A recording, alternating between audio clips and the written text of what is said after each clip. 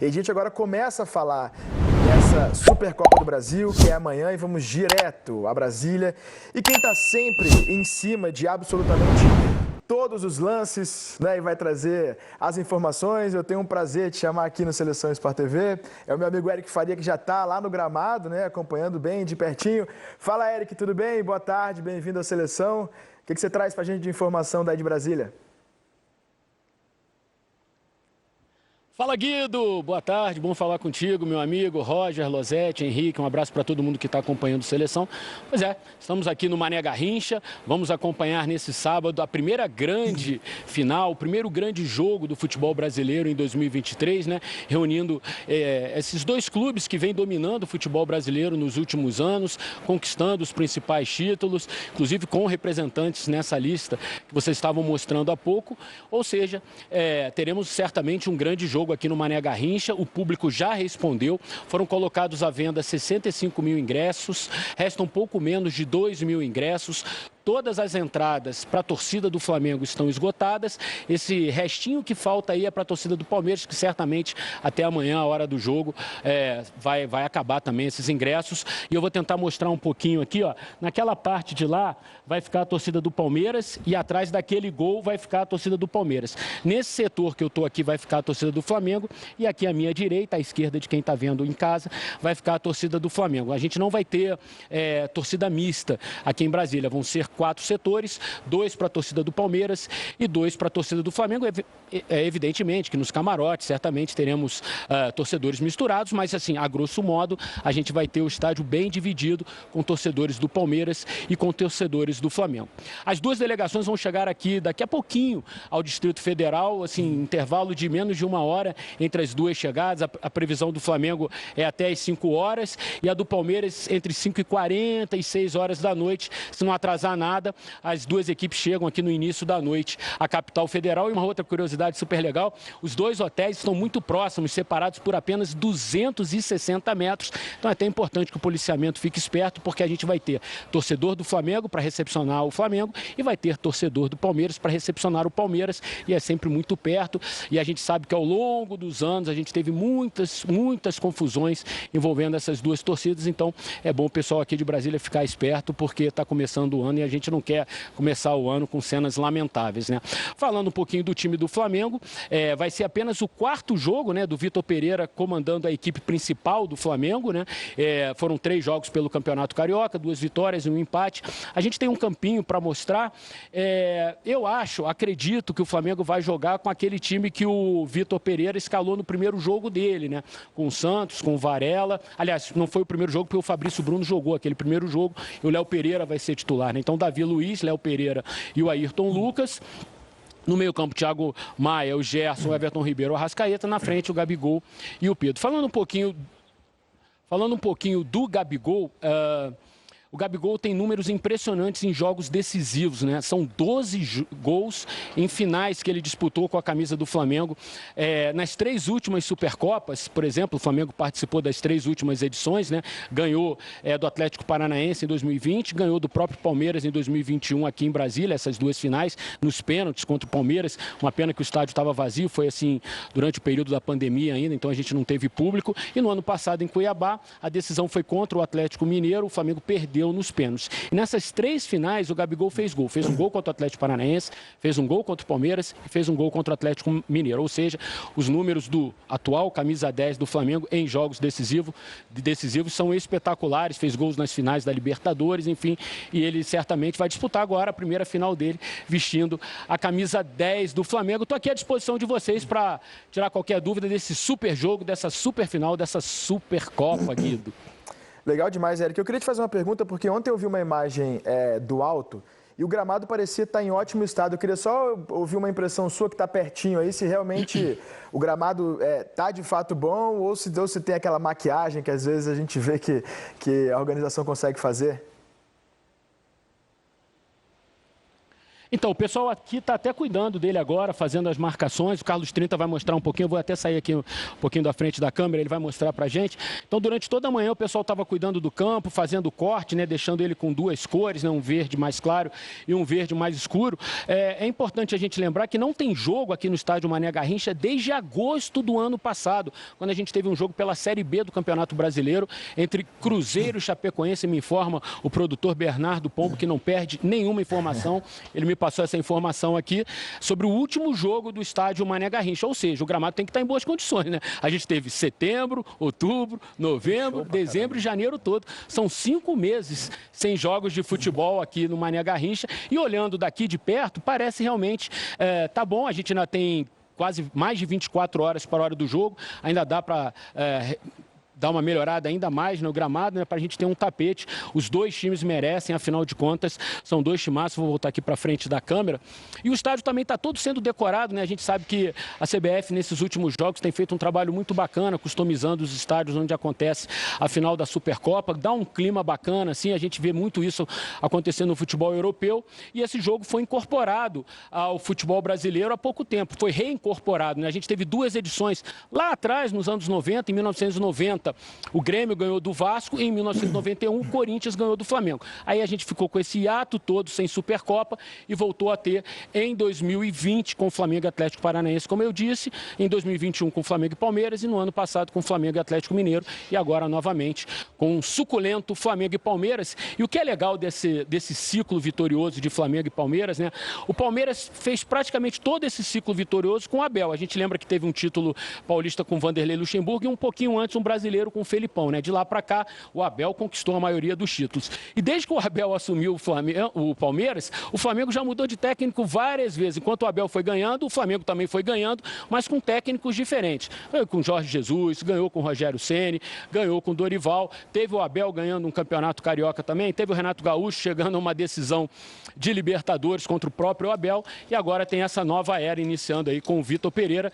São 2 administrações vitoriosas com estilos diferentes de encarar a administração do futebol nessa questão do comando, né? O Abel ficou, veio, chegou, venceu e ficou, e o Flamengo, sei lá, está sempre procurando um cara para ficar mais tempo, mas ainda não conseguiu.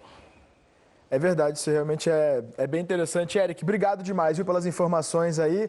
Bom trabalho em Brasília. O Eric vai continuar acompanhando aí, né? Não só hoje, claro, como amanhã também, sempre em cima do lance.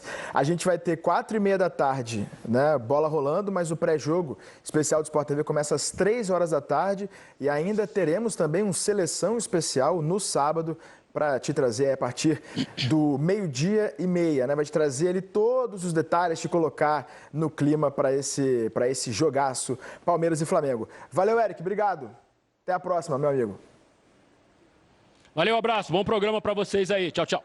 Obrigado. Eu vou aproveitar o que o Eric disse para a gente trazer, que a gente separou, né? A gente separou, inclusive o Losetti ontem destacava isso, né? O Abel, no Palmeiras, enfrentou 5 técnicos. E aqui estão os 4 que ele já enfrentou, né? O Rogério Ceni, um empate, 2 derrotas. O Renato Gaúcho, uma vitória, uma derrota. Um empate com o Paulo Souza, português também. Um empate com o Dorival. E agora o 5º será justamente o Vitor Pereira. E quando a gente olha no telão, acho que fica ainda mais visual, né, Losetti? Que você comentava do que representa esse dado. Primeiro, mostra a força do time do Flamengo. O Abel só ganhou, entre aspas, a final da Libertadores. A única vitória que a gente está vendo ali é o jogo contra o Flamengo. E na prorrogação. Na prorrogação, aquele gol do Daverson. Então, o time do Flamengo, mesmo mudando de treinador, mudando de filosofia, de trabalho, às vezes de sistema de jogo, consegue complicar e consegue não ser batido pelo Palmeiras. Por que o Palmeiras está ganhando os títulos, ganhou a Libertadores, ganhou a Copa do Brasil, ganhou o Brasileiro? Porque essa estabilidade oferece ao Palmeiras, esse equilíbrio oferece ao Palmeiras, não só nos jogos contra o Flamengo, a gente está vendo alguns empates, muitos empates, na verdade 3, né? O do Dorival também foi empate, no resto do campeonato, né? O Palmeiras tem sempre ali um padrão, uma forma de atuar, movimentações, jogadas que vão sendo aprimoradas, pontos fortes, trunfos, que às vezes o Flamengo demora um pouco para readquirir quando faz uma mudança, mas para mim isso mostra, primeiro, por que o Palmeiras está ganhando tanto, a estabilidade que o Palmeiras tem mesmo sem um elenco tão estelar e a força do time do Flamengo. E aí, na teoria, né, se a gente for, né, colocar o que a gente debate aqui, né, durante o ano todo, deve manter o treinador ou não deve manter? Em tese, nessa lógica, o Flamengo fez o que seria, entre aspas, o errado, né, de trocar todo o tempo, mas ainda assim consegue não só as vitórias contra o Palmeiras, mas manter a competitividade com títulos, né? Na opinião de vocês, assim, o que pesa mais quando tem esse tipo de confronto? No caso do Vitor Pereira, por exemplo, que vai pela primeira vez, né? Sendo o técnico do Flamengo, vai enfrentar o Abel. O que pode pesar mais primeiro, que é muito recente, né?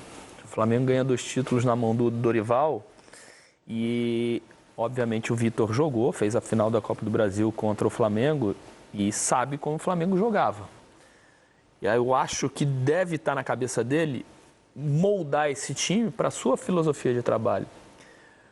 Mas ter um jogo tão importante num início de trabalho, o que passa na cabeça dele? Eu mantenho aquilo que estava dando certo com o Dorival ou já tento implementar a minha filosofia, que pode ser que eles não compreendam num primeiro momento, que isso possa me trazer algum desconforto nesse jogo ou no resultado desse jogo, e que traz mesmo. Sim.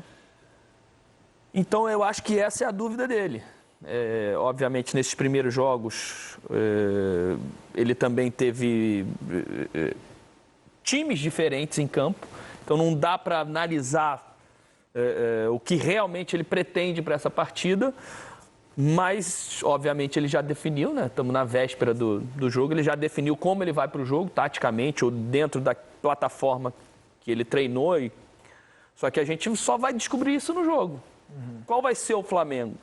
O Flamengo do Vitor já com algumas mudanças de filosofia ou o Flamengo com o Dorival com algumas pitadas para que não tire do conforto do que estava acontecendo? Eu acho que esse que vai ser o grande dilema dele. Acho que o Flamengo do Dorival já não existe. Já não existe. Você perde 2 jogadores extremamente importantes para o funcionamento, Rodinei e Gomes. Esses caras não vão estar à disposição do Vitor Pereira. Já vai ter que fazer adaptação nesse sentido. Na lateral esquerda, provavelmente vai o Ayrton, para mim um jogador completamente diferente do Felipe Luiz. Felipe Luiz, construtor desde o pé da jogada. Ayrton, lateral agressivo, vai te dar a linha de fundo, vai largar campo. Já é outro Flamengo que eu espero ver amanhã. Eu estou falando desde segunda-feira isso aqui, que eu acho que é uma oportunidade para a gente começar a ver como o Vitor Pereira vai reconstruir o time. Mas chegou o Gerson. O Gerson é um jogadoraço. É uma baita reposição à saída do Gomes. Ele é excelente. Mas ele não é o Gomes em característica. Não dá para você chegar lá para o Gerson e falar, vai lá e faz. Faz o que o Gomes fazia. Não é do Gerson, cara. O Gerson ele oferecia muito mais ao Flamengo em 19 e ele muito mais com a bola. Ele é dinâmico, ele recompunha, ele ajudava na marcação também, ele ajudava o Arão a equilibrar o meio. Mas ele era um jogador que oferecia muito mais com a bola. O Gomes era o leãozinho do meio, era o cara que tinha que correr para que os outros pudessem ter um pouco mais de conforto para jogar. Então eu acho que o Flamengo perdendo essa peça já tem um meio diferente. Não estou dizendo que vai jogar desequilibrado amanhã, porque pode dar certo com a entrada do Gerson, a coisa se adaptar e o time conseguir lidar bem com o Palmeiras. Mas tendo perdido essa peça, e para mim perdido o Rodinei, que era desafogo no lado direito, e que é um jogador muitas vezes subestimado, a gente reaprendeu a interpretar o Rodinei. O Rodinei, para mim, reinterpretado no segundo semestre do ano passado. É um jogador que virou até folclórico em algum momento, aquele caso do Internacional, da expulsão depois de pagar a multa, e que no Flamengo do segundo semestre era um jogador extremamente importante para o time do Dorival funcionar. Esse cara não está mais lá. Vai entrar um outro jogador com outra característica, que é o Varela. E fosse o Mateuzinho, também seria um jogador diferente, se for escolher pelo Mateuzinho. Então amanhã eu já espero ver um Flamengo diferente. Cada time, se a gente for comparar com o time do ano passado, tem 2 perdas para mim consideráveis. As do Palmeiras mais. Porque o Scarpa era o cara do time na criação, era um cara que te oferecia uma bola parada letal, que conduziu boa parte da campanha no Brasileiro. E o Danilo era o equilíbrio defensivo do time, era o principal jogador de marcação. Mas o Flamengo também perdeu 2 titulares, né? E pode até perder um terceiro se a gente pensar em amanhã Felipe Luiz fora do time, mas ele ainda está no elenco. Então, acho que a gente pode ver alguma coisa nova do Vitor Pereira já para adaptar essas perdas. O Abel não. O Abel já vai fazer adaptações que ele já veio do ano passado pensando, porque a saída do Scarpa não foi repentina. Nem a do Danilo. Eu acho que ele já pensava na possibilidade de perder o Danilo na janela, que estão falando do Danilo lá fora há muito tempo. Então, acho que o Abel talvez tenha tido tempo para fazer as reposições, conhecimento de elenco. Mas amanhã já vai ser, para mim, um Flamengo, pelo menos, diferente do Dorival. Eu acho que o Abel não fez. ainda. Acho que ainda não fez. Ele pode estar pensando há bastante tempo. Não é que ele não mas fez, eu acho que ele não vai conseguir com o que ele tem. Ele não ali, tem. mas ele não vai conseguir. Exato. Vocês não acham que a entrada do Endrick foi pensada ano passado ainda? A entrada do Endrick foi pensada, mas a questão é a seguinte, não estou dizendo que ela não está resolvida, mas a entrada do Endrick não é uma entrada de uma peça que imediatamente Claro, que surte o efeito. mexe com o Rony. Você tirou um jogador, o Scarpa, que tinha experiência de jogar N campeonatos no Brasil, que já tinha tido uma passagem por uma seleção brasileira diferente, só com jogadores daqui, mas com uma experiência diferente, uma vivência diferente, e coloca um adolescente de 16 anos, que tem tudo para vir a ser um fenômeno do futebol e que ainda em campo não oferece ao Palmeiras a quantidade de possibilidades ofensivas que o time. É isso aí, galera palestrina. Obrigado por assistir o vídeo e não esqueça de se inscrever no canal se ainda não for inscrito. E deixe seu like e ative o sininho de notificações para ficar por dentro de tudo que posto aqui no canal. Compartilhe o vídeo para que mais palmeirense venha conhecer o canal Verdão de Coração. E venha ficar por dentro de todas as informações do nosso Verdão. Avante palestra! Tamo junto! Valeu!